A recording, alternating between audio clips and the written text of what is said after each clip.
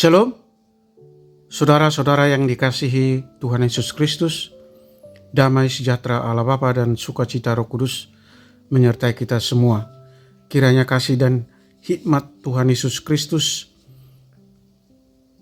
memberkati dan menolong kita untuk melakukan tugas dan pekerjaan kita masing-masing. Nas renungan buat kita hari ini, Kamis, tanggal 7 Desember 2023, menurut Almanak HKBP adalah diambil dari kitab Perjanjian Lama, kitab Yehezkiel pasal 45 ayat 9, dikatakan demikian. Beginilah firman Tuhan Allah, cukuplah itu, hai raja-raja Israel, jauhkanlah kekerasan dan aniaya, tetapi lakukanlah keadilan dan kebenaran. Hentikanlah kekerasanmu yang mengusir umatku dari tanah miliknya. Demikianlah firman Tuhan Allah. Tema renungan, janji yang manis. Saudara yang dikasihi Tuhan Yesus Kristus, warisan yang biasa diwariskan pada suku Batak adalah tanah. Tanah adalah warisan yang sangat berharga bagi suku Batak.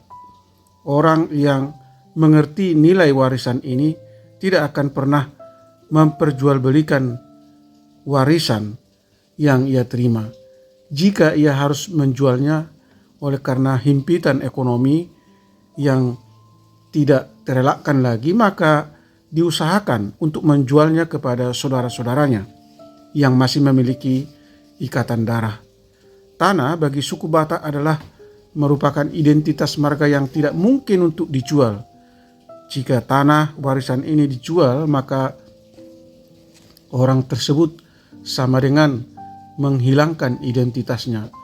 Hal itu jugalah yang kita lihat dalam nas kita pada hari ini. Pembagian tanah perjanjian untuk ditempati oleh orang Israel yang dapat kita lihat mulai dari ayat 1 sudah diatur oleh Allah sendiri melalui Nabi Yehezkiel. Pembagian itu tidak lagi bisa diganggu oleh siapapun, termasuk dengan menggeser batas tanah yang disampaikan oleh Allah. Kepada para pemimpin Israel, Allah mengingatkan agar jangan karena kekuasaannya menindas dan mengusir orang lain. Pembagian tanah perjanjian oleh Allah menjadi hukum yang tidak bisa dilanggar oleh orang Israel. Orang yang menggeser batas tanah perjanjian itu berarti melawan hukum dan keadilan Allah.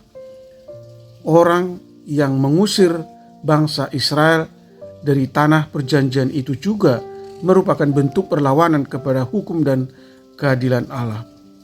Allah mengingatkan para pemimpin Israel supaya jangan hidup dalam kesombongan karena jabatan yang mereka peroleh dalam dirinya.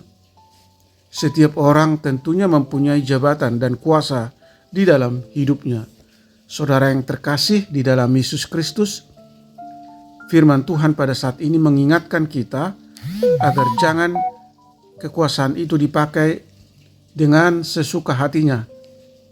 Dalam kehidupan kepercayaan juga kita memperoleh kuasa dari Tuhan melalui Yesus Kristus, yaitu sebagai ahli waris dalam kehidupan kekal. Kuasa yang diberikan kepada kita melalui Yesus Kristus hendaknya tidak menimbulkan kesombongan dalam hidup kita. Sebaliknya, hendaklah kita mempertahankan dalam kerendahan hati serta kepatuhan melakukan keinginan Tuhan dalam kehidupan kita. Amin. Mari kita berdoa. Tuhan Allah di surga, terima kasih atas pengajaran firman-Mu hari ini yang mengarahkan kami supaya kami menjaga dan memelihara keadilan dan kebenaran dalam segala hal, menghentikan tindakan kekerasan dan menggunakan kekuasaan dengan sesuka hati untuk menindas orang lain.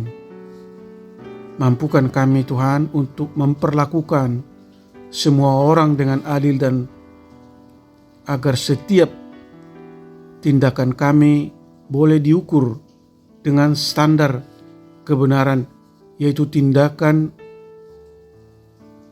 yang dinilai dengan fakta atau prinsip moral yang objektif.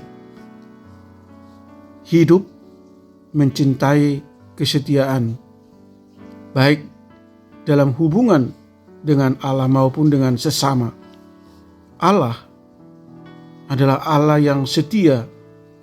Oleh karena itu tolong kami Tuhan untuk menunjukkan kesetiaan yang sejati, menghormati komitmen untuk mentaati kehendak Allah, hidup dengan rendah hati di hadapan Allah, mengakui bahwa segala yang kami miliki adalah anugerah dari Tuhan, dan supaya kami menggunakan apa yang ada pada kami untuk kemuliaan Tuhan.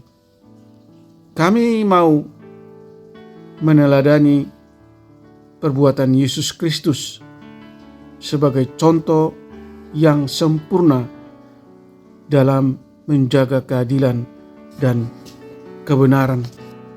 Berkati semua anak-anak Tuhan, para pendengar renungan pagi ini. Jauhkan kami dari segala mara bahaya, beri kami kesehatan dan sukacita.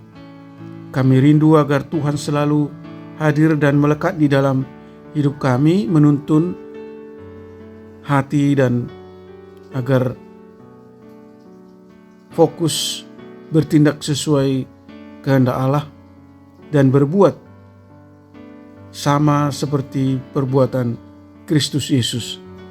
Kiranya mujizat dan belas kasih Tuhan menyembuhkan mereka yang sakit, yang dirawat di rumah mereka masing-masing atau dirawat di rumah sakit, menopang dan menguatkan mereka yang lemah dan mengalami berbagai masalah dan pergumulan, menghibur mereka yang berduka. Terima kasih Tuhan, kami berdoa dan mengucap syukur di dalam nama anak-Mu Tuhan Yesus Kristus. Amin. Shalom. Selamat beraktivitas. Tuhan Yesus memberkati.